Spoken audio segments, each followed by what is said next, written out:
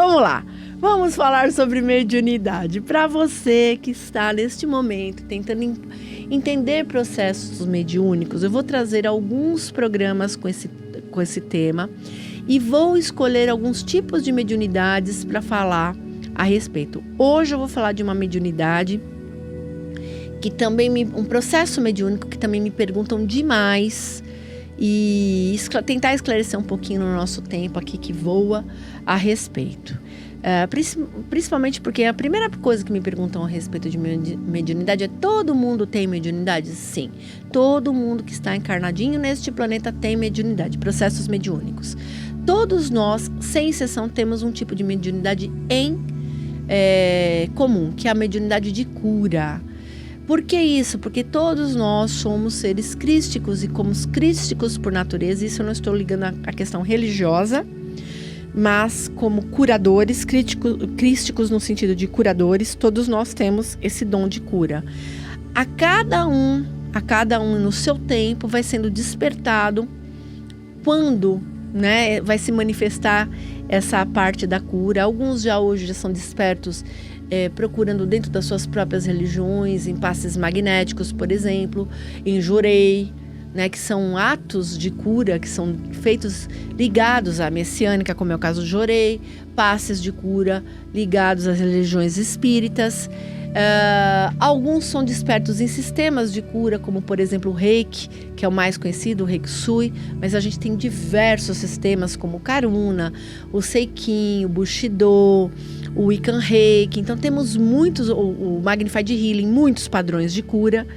Hoje em dia, muitos sistemas pelo mundo e vão surgir muito mais, porque cada vez que a gente vai evoluindo nesse planetinha, nessa nossa casinha, nossa escola de evolução, nesse estágio nosso, mais e mais sistemas de curas vão surgindo. Esses sistemas de cura, gente, hoje o Reiki já é integrado à portaria das terapias integrativas e complementares. Ele já é estudado cientificamente, ele já é visto aqui no Brasil como uma parte de ser integrado como terapia dentro de processos que a gente trabalha dentro da medicina tradicional. Ele já é indicado por médicos para que seja integrado junto aos tratamentos tradicionais médicos, para vocês verem a seriedade, do assunto em si.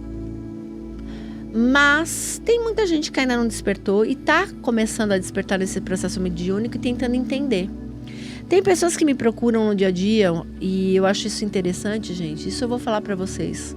Como bruxa, como Yalorixá que sou, como alguém que está na área de terapia integrativa há tantos anos, há 31 anos, precisamente agora em 2024.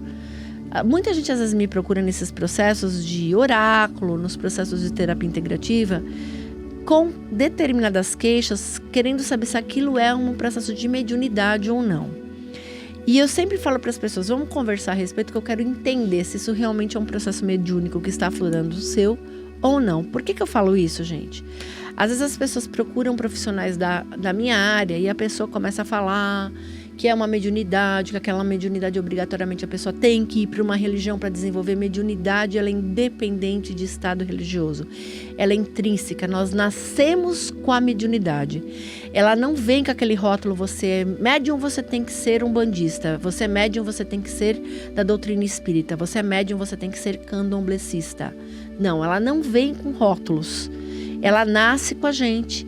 Ela é uma missão nossa. Para alguns, não é dom divino, está longe de ser um dom divino, porque isso é ego.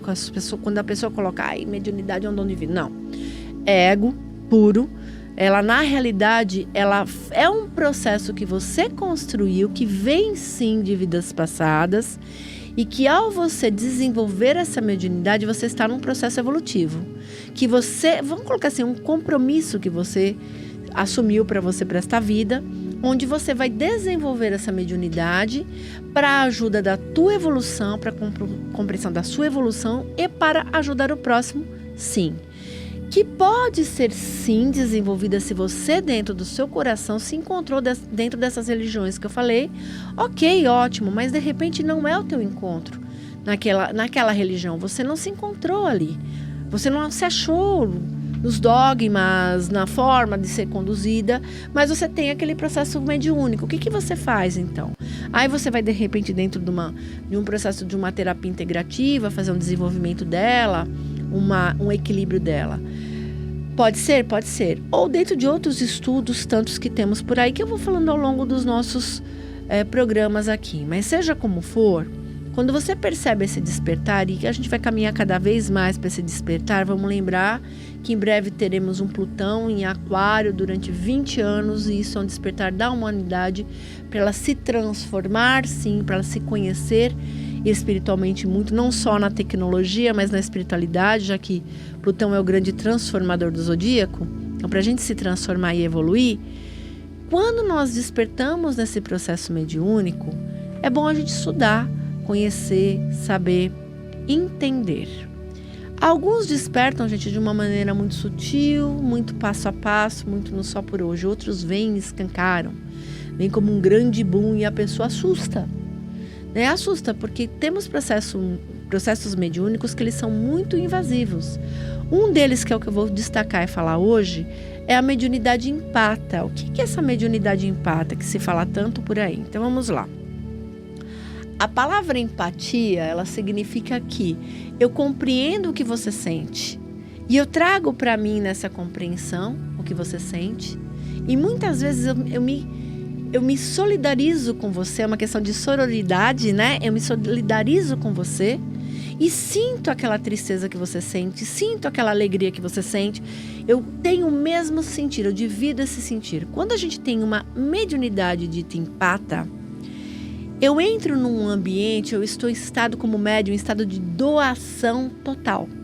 Então eu entro como se fosse uma antena que está emitindo, e a leitura que é feita pelas energias do ambiente, as energias das pessoas que estão nesse ambiente bom, chegou luz, eu preciso de luz, deixa eu sugar esta luz.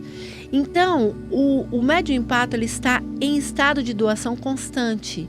Portanto, é muito mais fácil ele perceber que essa energia dele está sendo vampirizada, está sendo puxada pelos demais.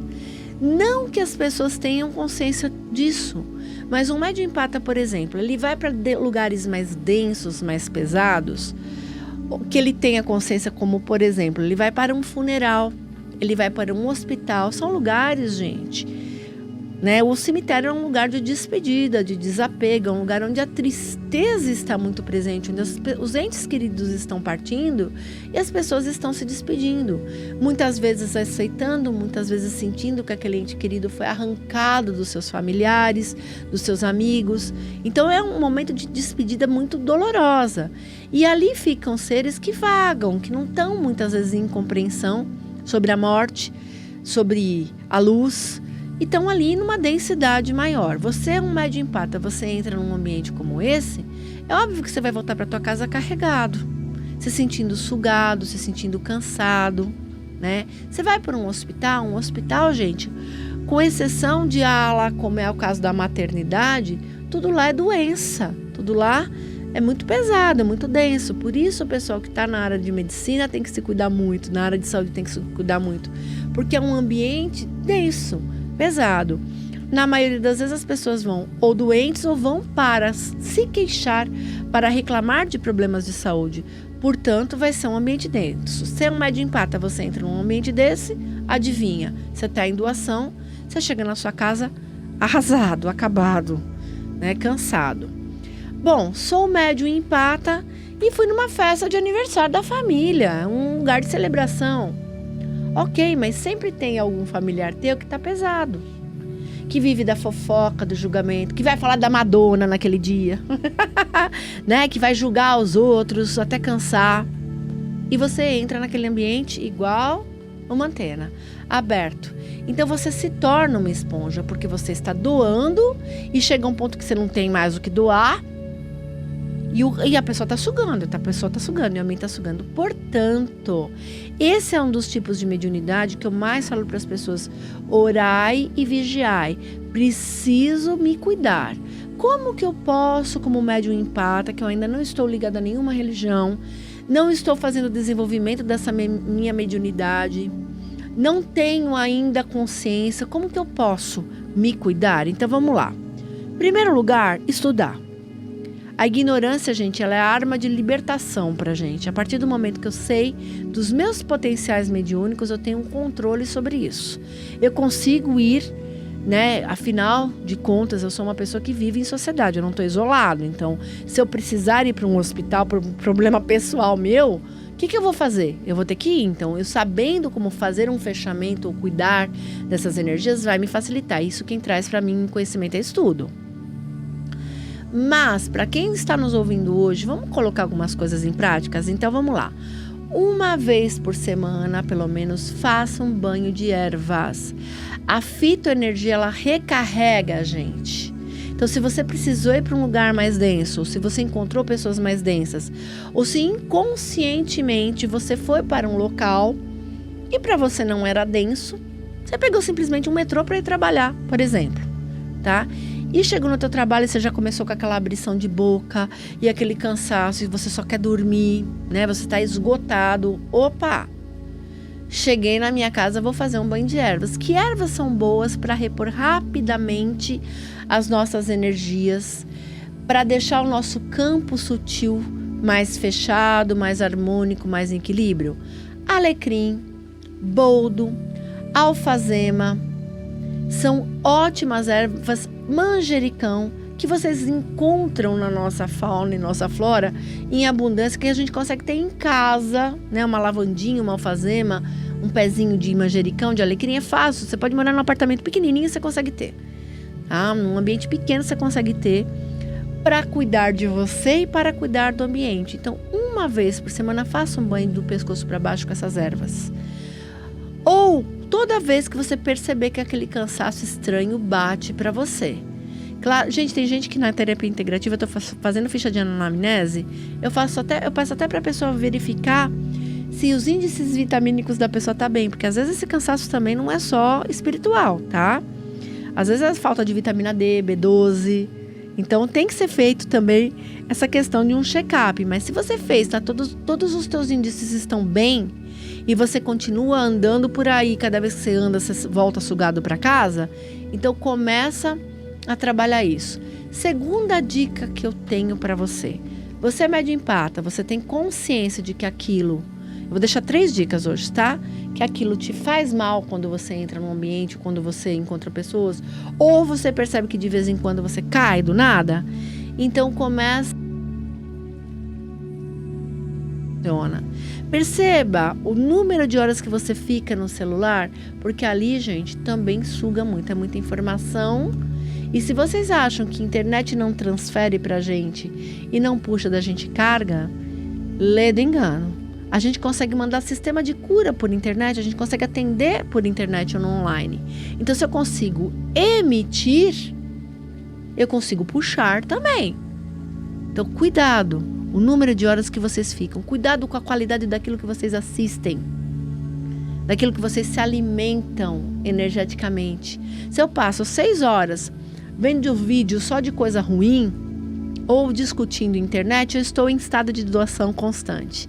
E a terceira dica é: mantenham uma vez por semana a possibilidade de fazer alguns salmos que vão entrar em equilíbrio. Por exemplo, o Salmo 39.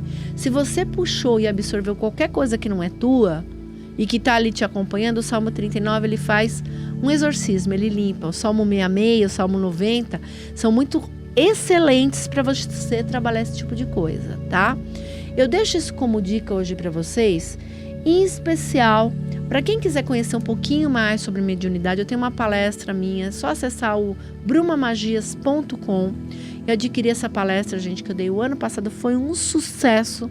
Eu tive mais de 500 alunos nessa palestra, para vocês imaginarem, foi bem mais, né? Bem mais. Acho que chegaram quase 1000, né?